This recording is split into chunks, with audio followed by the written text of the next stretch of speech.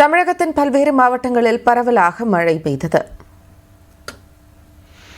தூத்துக்குடி மாவட்டம் எட்டயபுரம் சுற்று வட்டாரத்தில் பெய்த கனமழையால் கடைகளுக்குள் தண்ணீர் புகுந்ததால் வணிகர்கள் கவலையடைந்தனர்.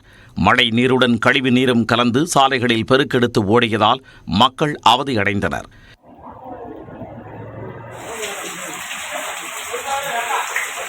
இதேபோன்று கோவில்பட்டி மற்றும் சுற்றுவட்டார பகுதிகளான இனாம் மணியாச்சி, மந்தித்தோப்பு, மூப்பன்பட்டி, நாலாட்டின்புதூர், இலுப்பையூரணி உள்ளிட்ட இடங்களில் மழை பொழிந்தது.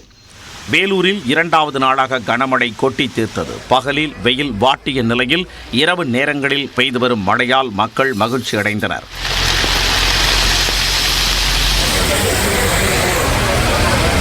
புதுக்கோட்டை மாவட்டம் அறந்தாங்கியிலும் 2வது நாளாக சூறைக்காற்றுடன் கனமழை பெய்தது.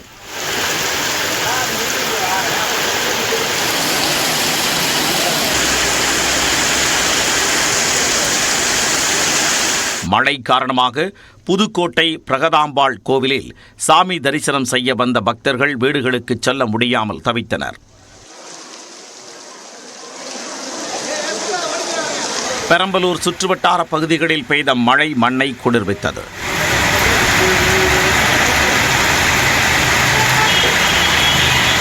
கொடைக்கானல் மற்றும் அதன் சுற்றுவட்டார பகுதிகளில் விட்டுவிட்டு 2 மணி நேரத்திற்கு மேலாக மிதமான மழை பெய்தது. கடந்த சில நாட்களாக தொடர்ந்து மழை பெய்து வருவதால் குடிநீர் தேக்கங்களில் நீர்மட்டம் உயர்வதுடன் கடுமையான குளிரும் நிலவுகிறது.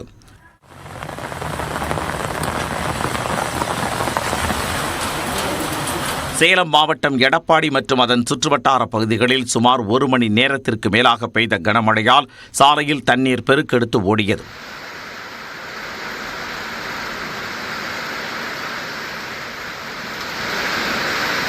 ஈரோடு மாநகரின் பல இடங்களில் பரவலாக மழை பெய்தது.